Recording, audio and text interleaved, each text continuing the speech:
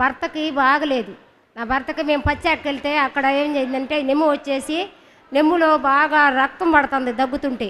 రక్తం పడుతుంటే అక్కడ ఉన్న వాళ్ళందరూ ఏందా రక్తం పడుతుంది ఏంటా ఏదన్నా ఈయనకి జబ్బా ఏందని మమ్మల్ని అందరినీ వేరుగా చూశారు.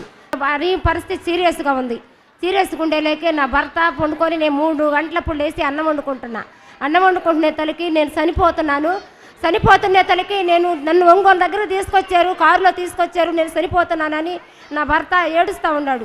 ఏడుస్తూ ఉంటే ఆంతన విశాఖయ్య గారు కారులో వచ్చి నువ్వు లెగువయ్యా అంటుంటే నేను లేవలేని పరిస్థితిలో ఉన్నాను, నేను ఎలా లెగిసేదయ్యా, నేను ఈ విధంగా ఉన్నాను అంటే నీకేం కాదయ్యా లెగువని చెయ్యి పట్టుకొని లేపాడంట.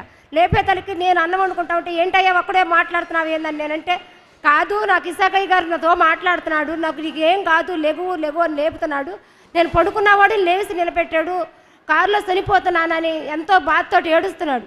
ఏడుస్తున్న తలకి ఇంకా నా ఏందా ఇట్ట వచ్చింది విశాఖయ్య గారు మాకు దేవుళ్ళ కనిపించి కారులో తెల్లట బట్టలు వేసుకొని పడుకున్నవాడు లెగు అని రెక్క పట్టుకొని లేపాడంట.